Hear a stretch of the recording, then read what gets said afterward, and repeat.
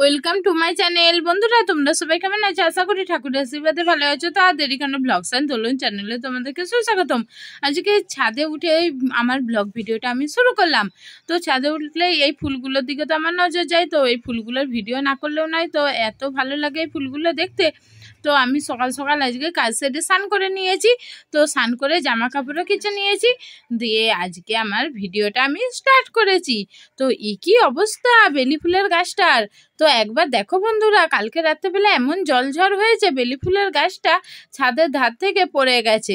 তো শুধু বেলি ফুল নয়, তার সাথে আছে রাঙালু গাছও। তো রাঙালুও হয়েছে মাটির তলে। তো রাঙালু তো মাটির তলেই হয়।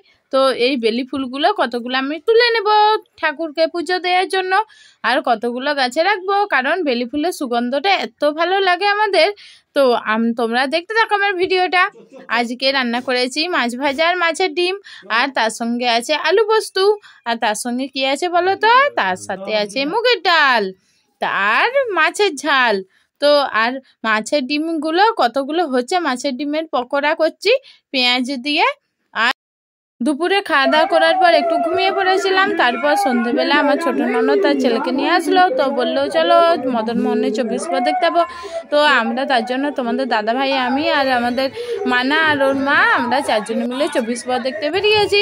তো মদন মোহন মন্দিরটাকে এত সুন্দর সাজিয়েছে, তোমরা শুধু দেখো।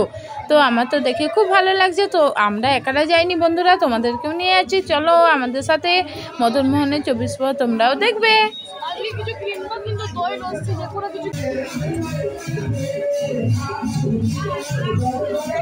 ফাইনালি চলে আসলাম মদন মোহন মন্দিরের ভেতরে। তো এখানে বাইরেটাই কত সুন্দর প্যান্ডেল করেছে, আগের ভিডিওতে তোমাদেরকে দেখিয়েছি।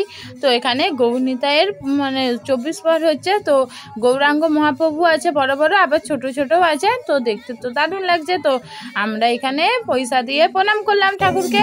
তো ঠাকুরকে পুজো দিলাম, তারপর ঠাকুরের সাঞ্জল খাবো, আর এখানে 24 পর দেখছি। আর আমাদের তো খুব মজা লাগছে। তোমাদের কেমন লাগছে ভিডিওটা দেখে তো কমেন্টে জানাতে ভুলো না বন্ধুরা।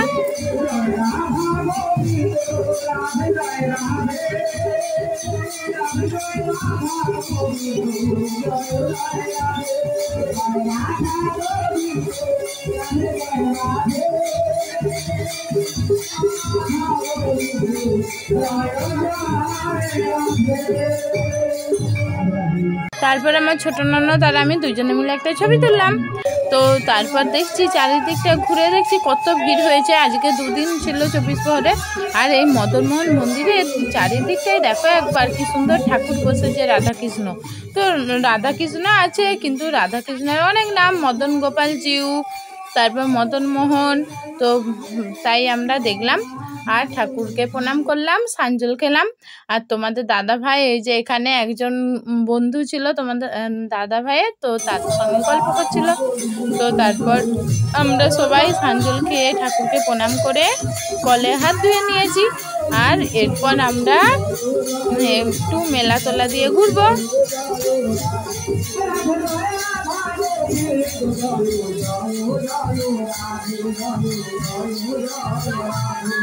সব ঠাকুরকে প্রণাম করার পর এই সাইডেও ঠাকুর ছিল। তো তোমাদের দাদা ভাই বললো ওখানেও প্রণাম করে আসো। তো আমি প্রণাম করে আসলাম।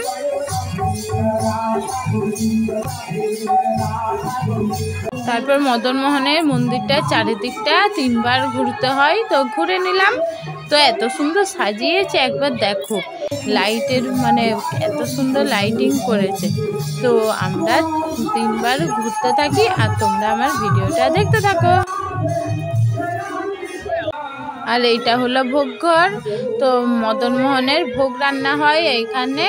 তো এখানে একটা কল আছে। তো আমাদের মান্নার জল টেস্টা পেয়েছে। তো তোমাদের দাদা ভাই আর আমাদের মান্নার জল খাচ্ছে।